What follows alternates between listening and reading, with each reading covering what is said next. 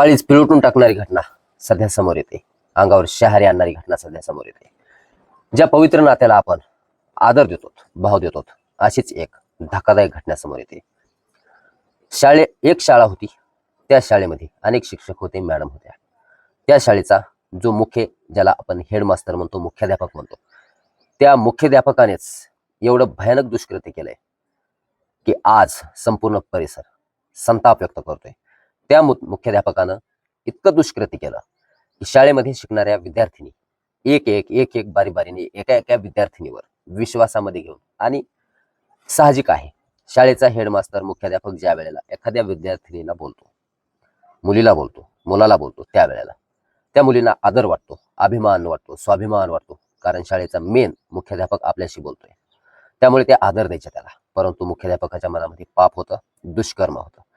त्याने दुपारच्या वेळेमध्ये एका मुलीला रोज प्रायव्हेट जागेवरती न्यायचा, क्लासरूम मध्ये न्यायचा सुटीच्या वेळेमध्ये, आणि त्याच्या मेन ऑफिसमध्ये देखील अनेक ठिकाणी त्याने एका मुलीला नेऊन त्यांच्यासोबत शारीरिक संबंध बनवले, लैंगिक छळ केला, अत्याचार केला, शारीरिक मानसिक त्रास दिला. या धक्कादायक घटनेने आज संपूर्ण परिसर हळहळ व्यक्त करतोय. या मुख्याध्यापकाच्या विरोधामध्ये संतप्त पालकांनी गुन्हा नोंद केला. पोक्सो कायद्याअंतर्गत, अट्रॉसिटी कायद्याअंतर्गत गुन्हा त्याच्या विरोधात नोंद करण्यात आला. सध्या कोचिंग क्लासेस असतील, शाळा असतील, कॉलेजेस असतील, अनेक ठिकाणावर अशा संतापजनक घटना समोर येताना आपण पाहतोय. माणुसकीला काळीमा फासणाऱ्या घटना सध्या समोर येताना आपण पाहतोय.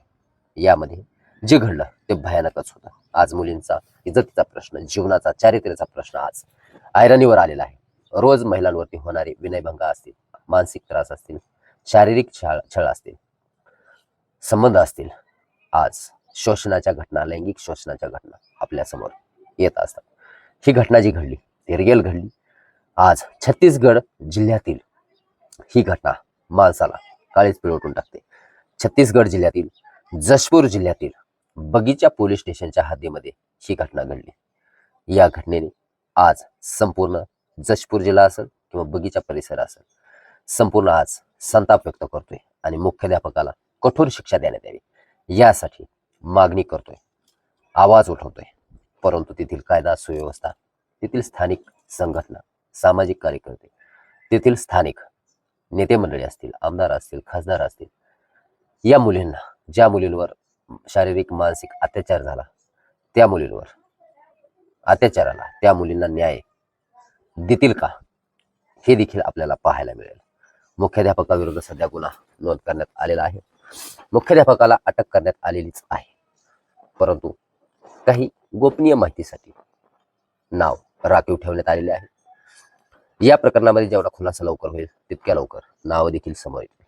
कारण ज्या मुली आपल्या इज्जतीचा प्रश्न चव्हाट्यावर घेऊन येतात, त्या मुली खोटा गुन्हा दाखल करणार नाहीत, हे देखील तेवढं सत्य आहे. एकूणच यामध्ये मुख्याध्यापक जितका दोषी असेल तितका त्याच्यावर कठोर शिक्षा करण्यात येईल, असं देखील स्थानिकांद्वारे आश्वासन, पोलिसांद्वारे आश्वासन, नेते मंडळींद्वारे आश्वासन हे देण्यात आलेलं आहे. लवकरच या घटनेमध्ये मोठा खुलासा होऊ शकतो, हे देखील आपण आपल्या चॅनलवर पाहणार आहोत. आपल्या संपूर्ण देशामध्ये होणाऱ्या सध्या महिलांवरील अत्याचार असतील, महिलांवर होणारे विनयभंग असतील, महिलांचे होणारे मानसिक छळ असतील, हे आज काळीज पिळवटून टाकतात, माणुसकीला कलंक लावतात. ज्या ठिकाणी मुलांचं आयुष्य घडायचं, रोपटं लावायचं, रोपटं मोठं करायचं, त्या ठिकाणी जर त्याच मूर्तिकाराकडून, शिक्षकांकडून, मुख्याध्यापकांकडून मुलींचं शोषण होत असेल शारीरिक मानसिक, तर हे खूपच काळजाला धक्का देणार आहे. या घटनेबद्दल आपल्याला काय वाटतं, आपली प्रतिक्रिया नक्की कमेंट बॉक्समध्ये कळवा. आणि या घटनेमध्ये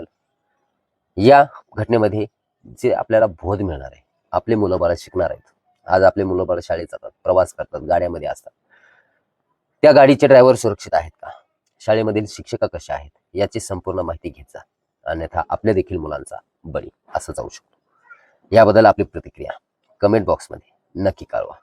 भेटूया पुढील अशाच एका नवीन रिअल व्हिडिओ सोबत.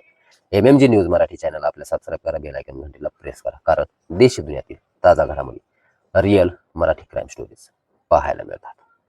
प्रतिक्रिया नक्की कळवा. धन्यवाद.